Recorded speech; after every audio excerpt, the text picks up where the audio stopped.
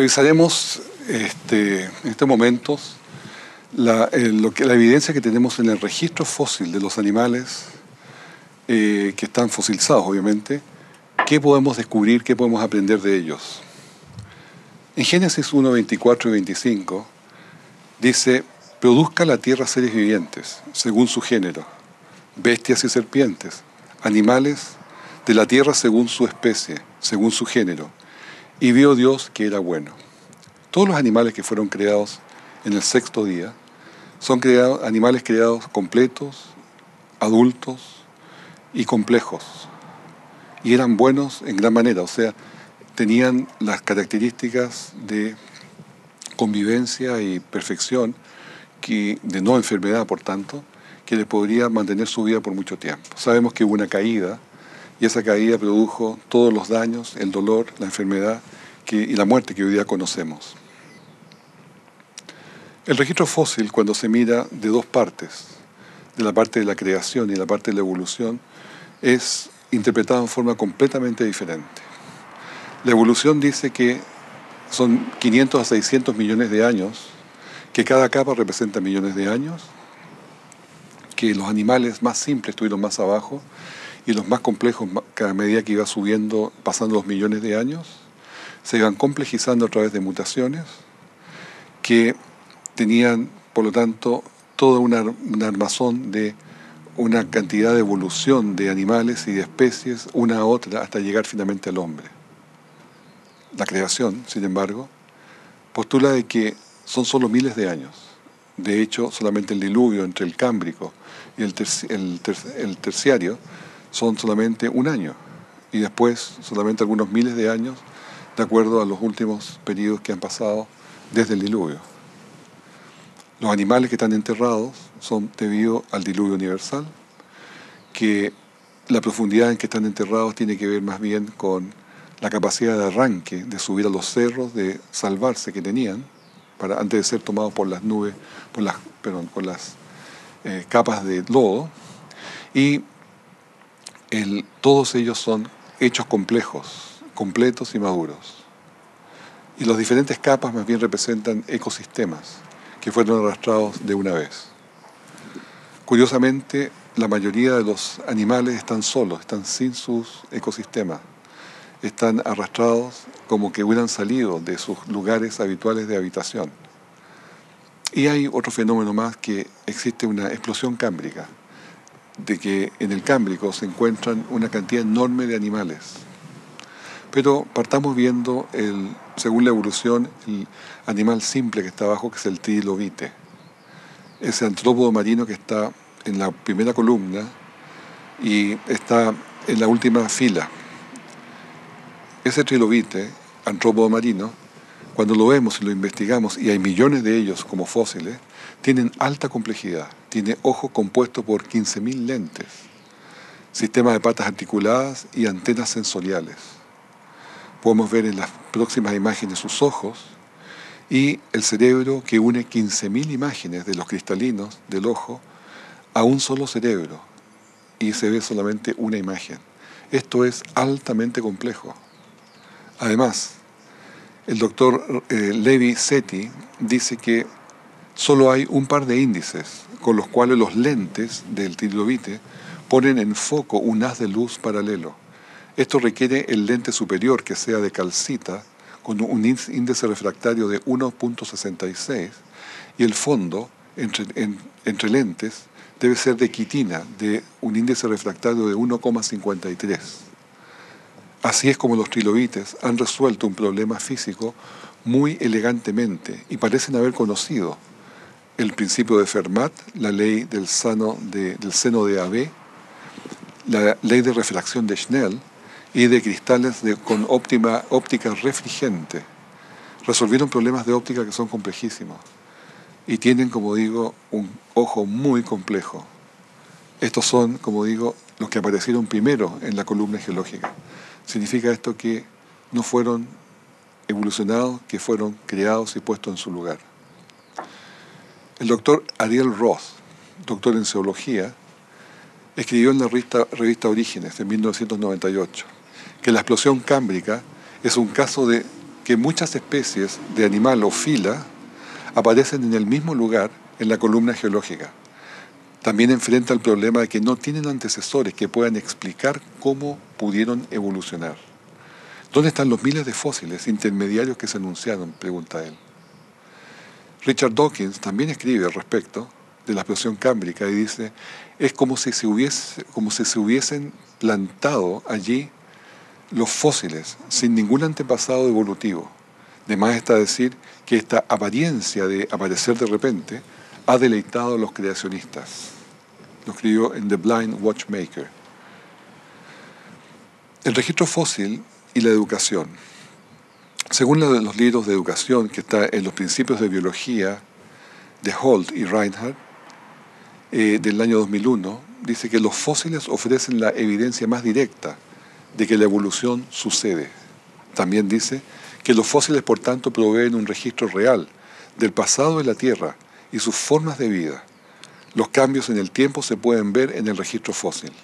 Bueno, estas declaraciones son muy cómodas, pero muy cómodas para el creacionismo, porque la evidencia directa que la evolución sucede no está justamente en el registro fósil. Lo que está es que no sucede.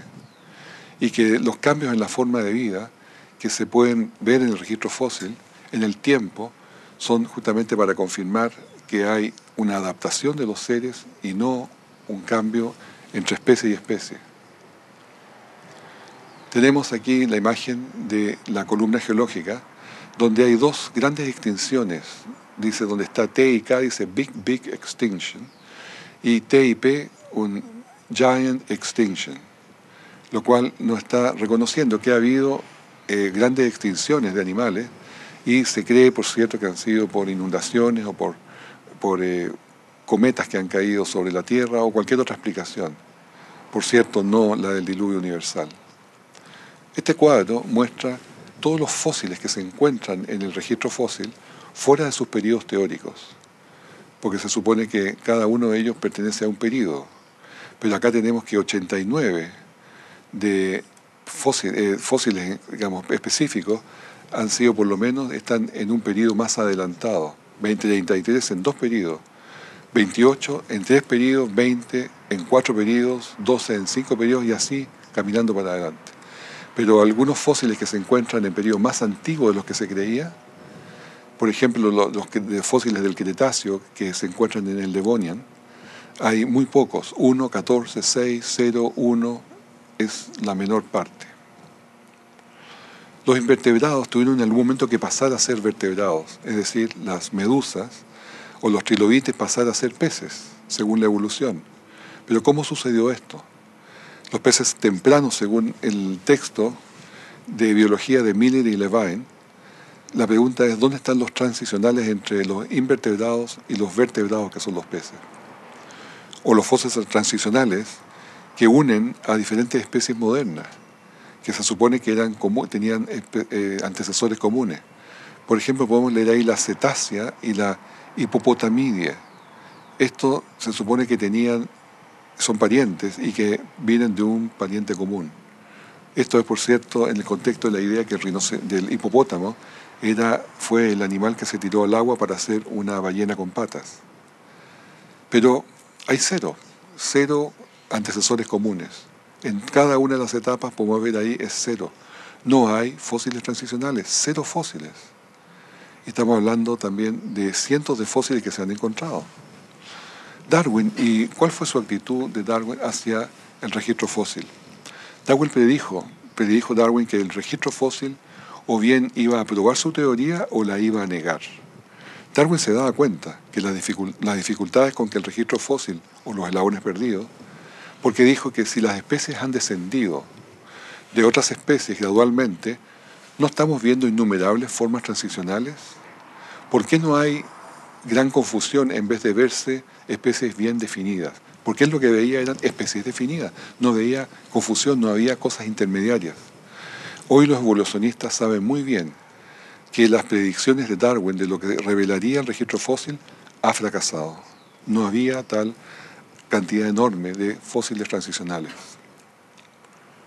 Les quiero mostrar las rocas precámbricas. Las rocas precámbricas son aquellas originales cuando la Tierra fue creada. porque después fueron tapadas por diferentes sedimentos, pero hoy día hay muchos sectores del mundo donde tienen rocas precámbricas a la vista, como Australia, Sudáfrica, Brasil, Estados Unidos, Canadá, Groenlandia. Y como vemos allí en el cuadro, muchos países que cuentan con rocas precámbricas, como la que se ve en la imagen de Groenlandia, formadas en la semana de la creación. Toda esa pared que está allí es roca precámbrica, o esta roca precámbrica en el Gran Cañón, a la altura de donde está el bote. El Gran Cañón de Arizona es un profundo corte en los estratos. Como vemos allí, es un profundo corte a gran profundidad que llega hasta el precámbrico. Y podemos comparar las escalas geológicas cuando este tremendo cañón se hizo. Pero podemos confiar de que ese cañón se hizo por un río, como se ve ahí en la puntita de abajo, que fue cavando eso por millones de años. No. Lo que vemos allí es un gran volumen de agua que hizo una destrucción, que rompió, que taladró el terreno y la roca y dejó ese tremendo cañón de 14 kilómetros de ancho. No es consistente con un pequeño río por millones de años, sino que mucha agua por un poco tiempo. Miren, podemos apreciar ahí otra vista del cañón con la cantidad de estratos, de líneas horizontales que hay, y especialmente la superficie de arriba, que era un plató, era una superficie plana, quedó completamente horadada por esta gran cantidad de agua en poco tiempo. ¿Se ven fósiles hoy día formándose? Absolutamente no. Se estima, sin embargo, que existen 1 millón de millones de fósiles enterrados, la mayoría de ellos animales marinos y plantas, árboles, solamente una muy pequeña parte de vertebrados. De ellos solo se han recuperado 200 millones de fósiles, o sea, un 0,02% del total. Si hubiese existido los millones de años sin ningún diluvio, podemos y sabemos que no se forman en forma natural. ¿Por qué hay tantos millones de fósiles? Si hoy día no podemos ver ninguno formándose. ¿Por qué hay tantos fósiles? La respuesta es consistente con una cosa: un diluvio universal. Se encontró unos años atrás un fósil en una cantera de Alemania que supuestamente se había extinguido hacía 60 millones de años. Este pez tenía una característica especial, era grande en tamaño y tenía en sus aletas delanteras una especie de huesos, los cuales mostraban como un inicio de patas rudimentarias. Y se puso como que era el precursor de los anfibios que, según los evolucionistas, había salido caminando por la playa. Este pez fue encontrado finalmente vivo en 1938 en Sudáfrica. Salió enredado en redes de pescadores y se le llamó el celacanto. Después se encontró un nuevo ejemplar en 1952 que lo capturaron en las Islas Comoros. Es un gran pez y, como pueden ver, la aleta es una aleta con los huesitos, los mismos huesitos que estaban en el fósil de Alemania, pero jamás con una pata ni con una forma de poder transformarse en pata. Para transformarse en pata, una aleta tiene que formar una serie de sistemas de huesos para que lo conecte con la columna, para levantar el cuerpo. Tiene que tener un sistema muscular, un sistema de tendones, un sistema de nervios, un sistema de control de todo esto. Y todo es complejísimo, de gran diseño. También se encontró otro ejemplar, también ahí como se muestra. Y finalmente, en 1987, un equipo de National Geographic bajó en un submarino a 200 metros de profundidad y lo pudo ver en su medio natural, el celacanto nadando con toda tranquilidad y exactamente como fue el fósil de la cantera de Alemania. Cero evolución, nunca evolucionó, nunca fue el precursor de los anfibios. Si los celacantos, hay un estudio reciente, descendiesen de los que dieron paso a los tetrápodos, que son los cuadrúpedos, se esperaría, al comparar el ADN de este pez con otros peces más modernos, y el celacanto sería el más cercano hacia las criaturas terrestres. Sin embargo, estudios hechos en el ADN mitocondrial por Axel y otros sugiere que este no es el caso. No tiene ninguna cercanía especial con los tetrápodos, o con los cuadrúpedos. Job 12:8 dice, o habla a la tierra y ella te enseñará, y a los peces del mar te lo explicarán. Fíjense ustedes cómo el Selacanto ha podido explicar algo que estaba siendo mal interpretado, algo que estaba siendo simplemente falsificado.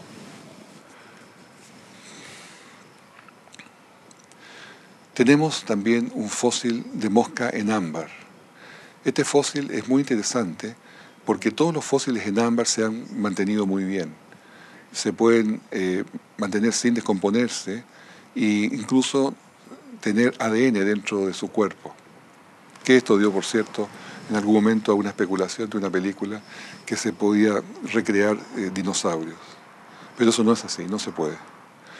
Ahora, este fósil se le asignan varios millones de años. Tenemos fósiles en ámbar de moscas, de polillas, de zancudos, de arañas, pero fíjense todos ellos sin cambio.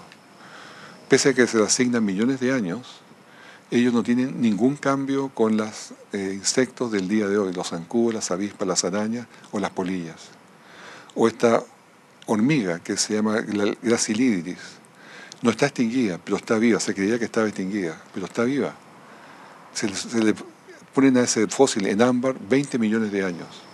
O al camarón, que se fechó en 150 millones de años, que está arriba, que es idéntico al que está abajo. O este piojo de dinosaurio, que supuestamente tiene 120 millones de años, pero es idéntico al de hoy día. No hay tal evolución.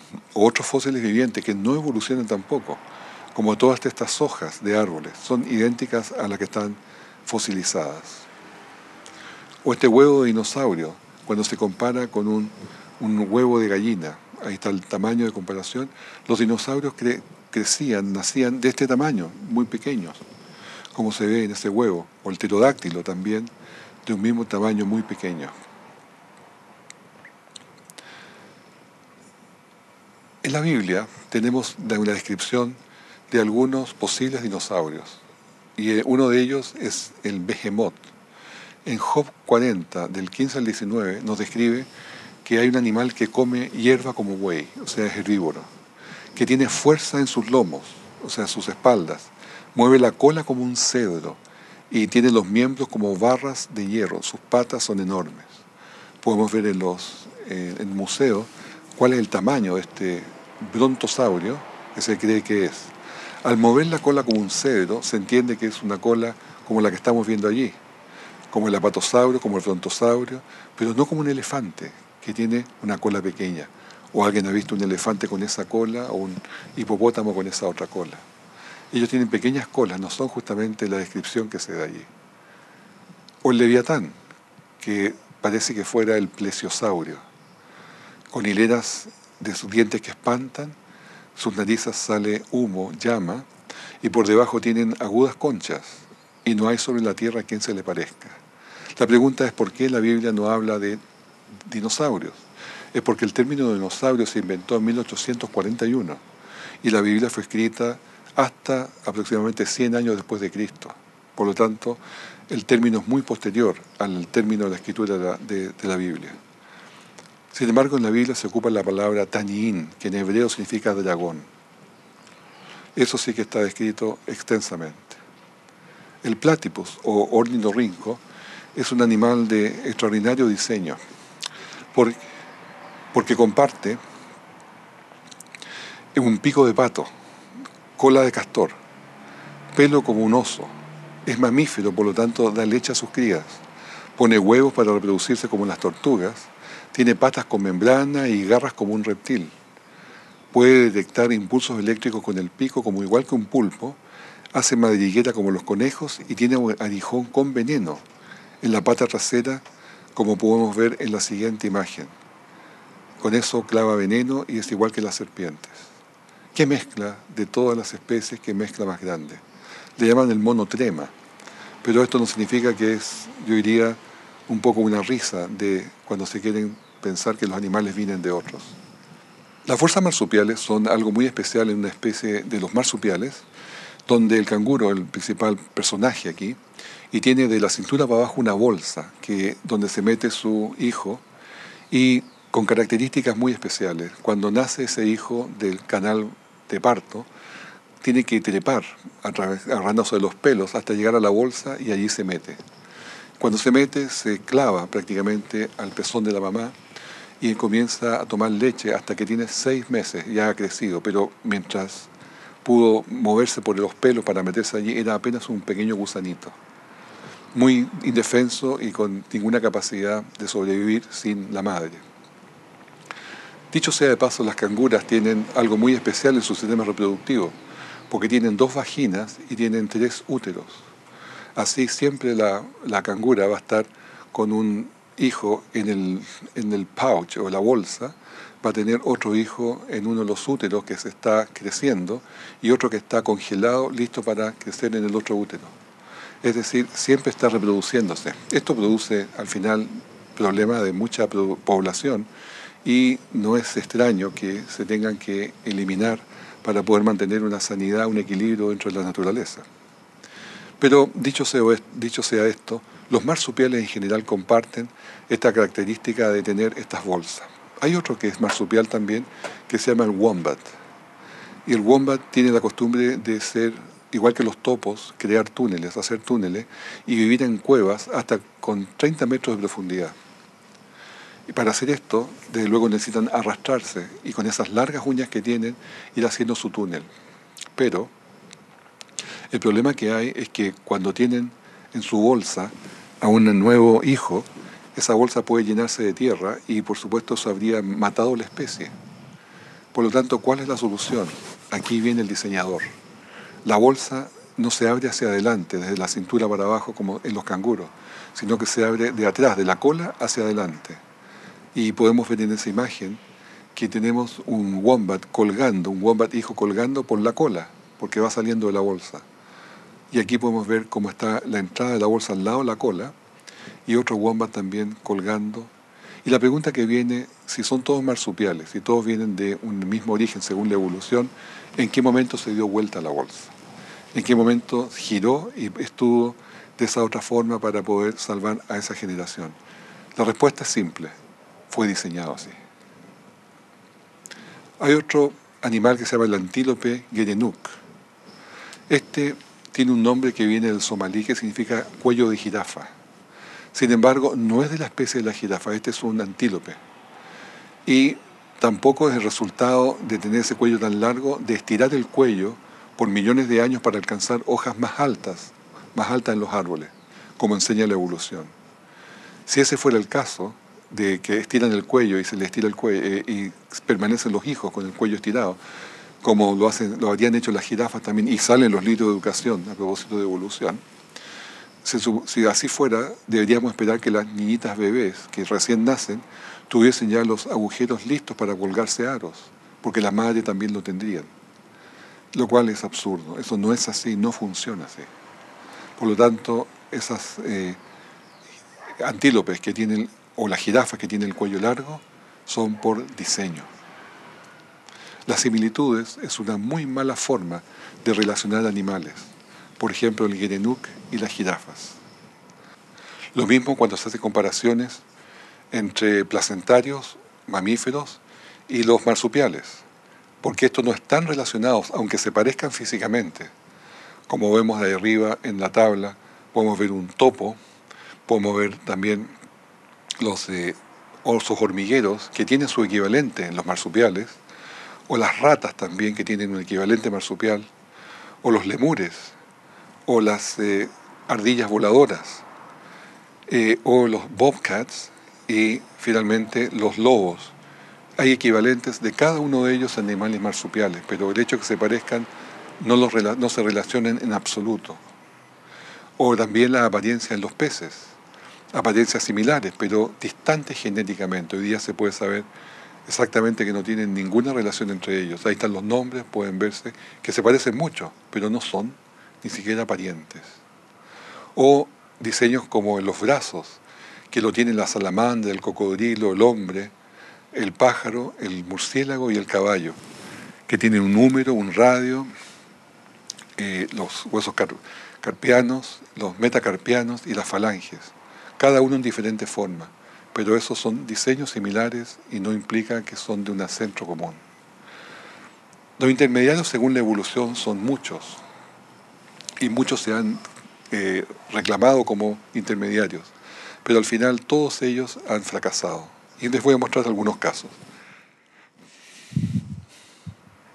Primero, se buscaba el ancestro de la ballena, porque la ballena es un mamífero que volvió al agua. Por lo tanto, los mamíferos, como supuestamente evolucionaron en la Tierra, tuvo que ser un mamífero terrestre que tuvo que irse al agua. Y los candidatos que se presentaron fueron el hipopótamo y la hiena.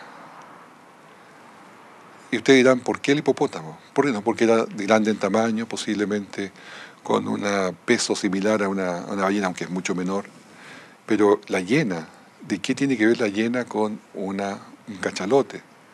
Bueno, lo que pasa es que algunas muelas de la hiena, en la forma, se parecen a una muela del cachalote. Y por la forma dijeron que, este es el pariente. Pero hoy día eso está completamente dejado de lado. La propuesta evolutiva basada solo en dibujos o similitudes del diente de la hiena con la ballena, se fijan ahí cómo se trató de proponer el cambio, pero eso no tiene ninguna validez, son simplemente aspiraciones. Los cetáceos tienen características únicas para vivir en el agua, como una enorme capacidad pulmonar para poder estar sumergido por largas horas. Pensemos que los cetáceos van a comer al fondo del mar habitualmente, comen jibias. Tienen una poderosa cola que permite nadar enérgicamente.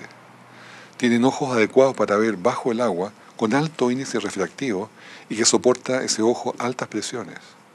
Tienen oídos diseñados diferentes a los mamíferos terrestres y pueden escuchar ondas sonoras con un tímpano protegido de las altas presiones. La piel no tiene pelos ni glándulas de transpiración. Las aletas y la lengua tienen intercambiadores de calor de contracorriente para minimizar las pérdidas de calor.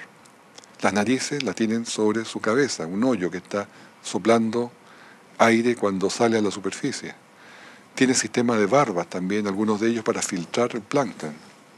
Y muchos cetáceos tienen un sistema de ecolocalización o un sonar que son una envidia de las marinas americanas.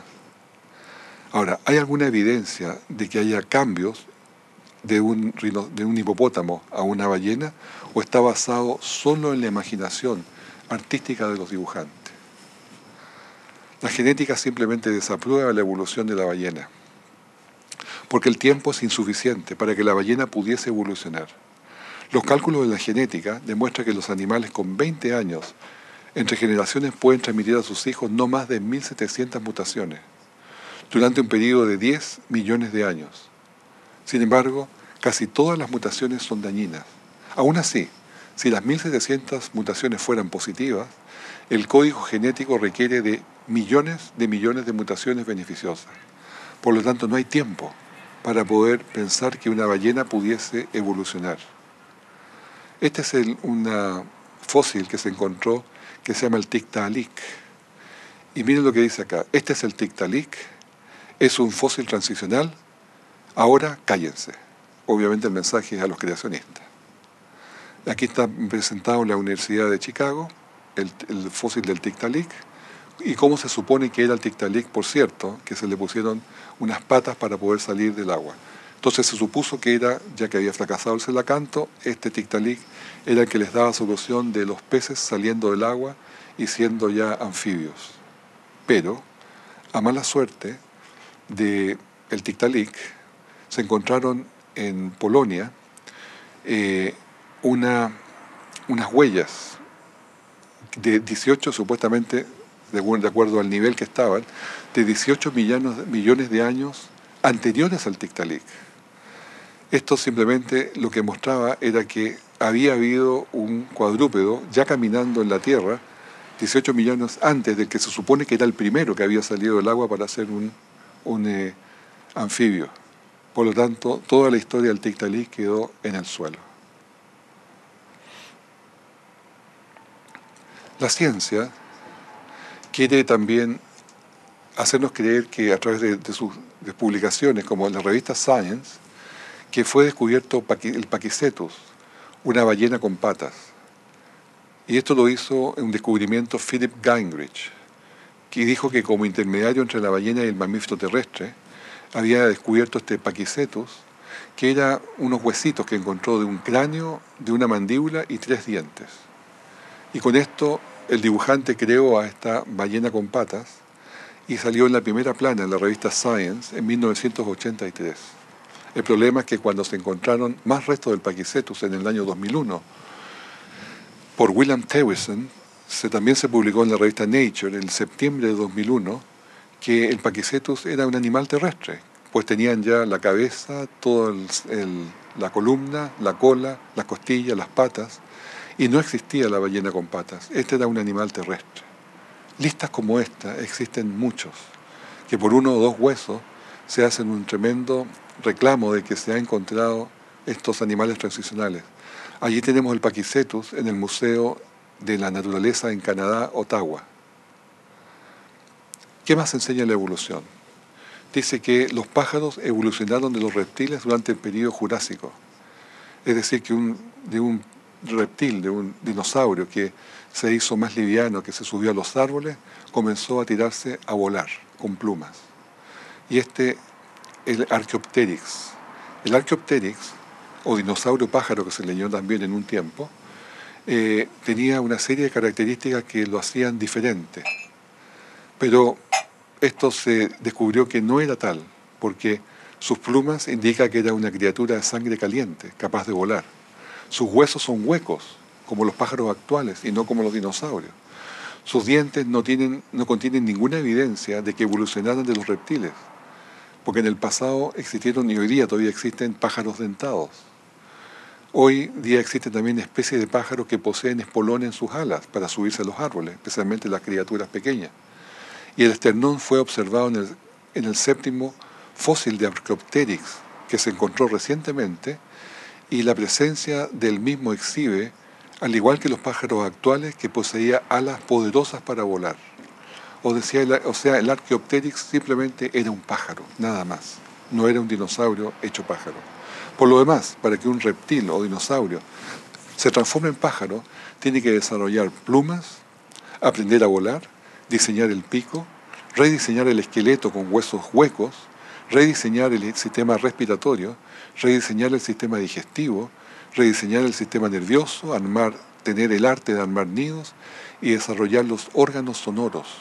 Aquí les muestro una imagen de cómo es el sistema respiratorio del pájaro, que de un dinosaurio con pulmones tendría que haberse transformado en este sistema de contraflujo, donde tiene sacos adelante y atrás para poder mover el aire más rápido, que es un sistema de extraordinaria eficiencia para que el pájaro cuando vuela a altura, con poco oxígeno, pueda respirar bien. O el diseño de las plumas, que tiene ganchos, válvulas, barbas y raquis. Estos ganchos son para formar una unión entre las plumas, que cuando se está volando no pase el aire entre medio, sino que contenga bien el aire y pueda desarrollar bien ese plano diseñado para un ala. La transición, finalmente, el profesor Collinson Patterson, profesor de paleontología del Museo Británico de Historia Natural, dijo en su libro Evolución: es duro contradecir cuando la gente dice que no hay fósiles de transición. Quisiera mostrar una sola foto de un organismo que se deriva de otro y no hay tal organismo que uno pueda usar o argumentar. Stephen Gould también, profesor de paleontología de la Universidad de Harvard y Museo Americano, dijo: la extrema rareza de formas transicionales en el récord fósil persiste como un secreto de la paleontología. 150 años de búsqueda de los evolucionistas en millones de toneladas de fósiles no han dado ninguna evidencia. Tenemos también dentro del registro que se ha hecho de la evolución, que se planteó que, esto lo hizo Haeckel, de que existían una similitud entre los embriones del pescado, la salamandra, la tortuga, el pollo y los seres humanos, y que esto probaba la evolución. Pero sucede que esas similitudes no eran tales. Esos embriones son, como está en la segunda fila, de los embriones que son completamente diferentes unos a otros. También se decía que el embrión del hombre tenía una cola donde estaba yema, igual como puede tener los pollos para poder alimentarse. Pero no es tal. Hay allí un sector que forma sangre y es completamente diferente. Que también había una cola que parecía el coxis que se estaba formando como una cola. No es tal. Es simplemente son el coxis que también se está formando. Y así, diferentes características que trataron de ver al embrión humano como que era similar a los animales. Haeckel efectivamente omitió estas diferencias y exageró similitudes que había diferencias de 10 veces el tamaño real. Finalmente, en el año recién, 2002, la edición del Molecular Biology of the Cell, o el libro de biología de la célula, sacó esta prueba de la evolución. Sabiendo primero esto, que en los postreros días vendrán burladores, andando según sus propias concupiscencias, y diciendo dónde está la promesa de su advenimiento. Todas las cosas permanecen así como del principio de la creación, como el principio uniformista. Hay mamuts que se han enterrado recientemente. En Berezovka se sacó un mamut grande, pero estaba con toda su piel, con todos sus elementos internos. Y este mamut recuperado pudo ser llevado en helicóptero hasta un museo. También se ha recuperado Dima, que es el primer bebé mamut encontrado en 1997. O Liuba, otro bebé mamut que está en el museo de Chemanovsky, que llegó de Siberia en el año 2007. O Yuka, de 2 años y medio, una niña mamut. A todos estos se le ha podido descubrir en su interior lo que comieron el día anterior. Y, por supuesto, han sido de carne, completamente posibles de estudiarlos, y por cierto, con ADN. Produzca la tierra, dice Génesis 1:24, seres vivientes según su género, bestias y serpientes, y animales de la tierra según su especie, según su género, y vio Dios que era bueno.